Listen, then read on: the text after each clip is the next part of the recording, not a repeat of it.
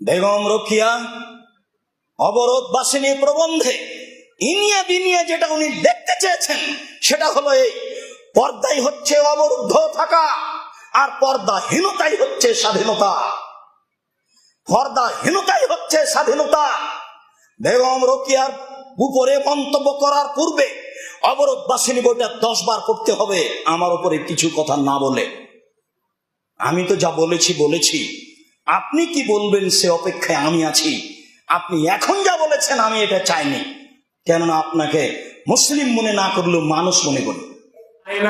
এইরকম ভাবে বুঝায় যারা পর্দা করে তারা এরকম ব্যাকডেটেড বাচ্চাদের অন্তরের মধ্যে এটা ঢুকাই দিতে চায়।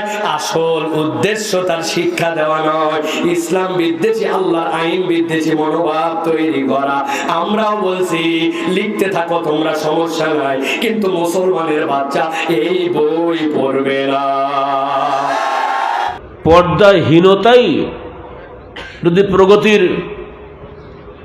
অবলম্বন হইতো তাহলে ওনার ভাষায় ডুমনি চাড়ালিনি, এক কথা মুসি মেথর যারা যেসব মেয়েরা রাস্তাতে ঘুরে বেড়াতে থাকে না, ল্যাংটা তো সব আধা ল্যাংটা না, এরাই তাহলে সবচেয়ে বেশি উন্নতি করতে পারতো দুনিয়াতে।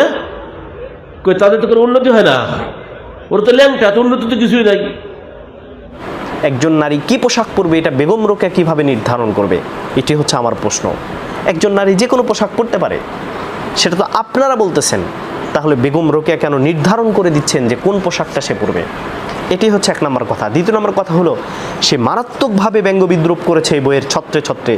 বস্তাবন্দি, এই যে আমরা মুক্তমনাদেরকে অনেক সময় বস্তাবন্দি কিংবা এরকম কিছু শব্দ আমরা প্রয়োগ করতে দেখি, এটা কিন্তু বেগম রোকেয়া থেকে শেখা।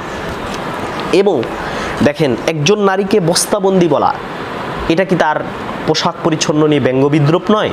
আপনারাই তো সে কথা বলতেছেন যে একজন নারী কি পোশাক পরবে এটা তার ব্যক্তিগত অধিকার। তাহলে একজন নারী কি, সে তার ব্যক্তিগত অধিকার চর্চা করে যদি সে বোরকা পরিধান করে, সে ধর্ম পালন করে ব্যক্তিগতভাবে, তাহলে সেটাকে বস্তাবন্দি বলা এটা কতটুকু গ্রহণযোগ্য কথা হইতে পারে? সম্মানিত দর্শক, এরকম নারী বিদ্বেষী বক্তব্য, নারীর বোরকা নিয়ে ব্যঙ্গ বিদ্রুপ করা, একটা নারী কি পোশাক পরবে সেটা তার ব্যক্তিগত অধিকার, সেটা বেগম রোকেয়া ঠিক করে দেওয়ার কে?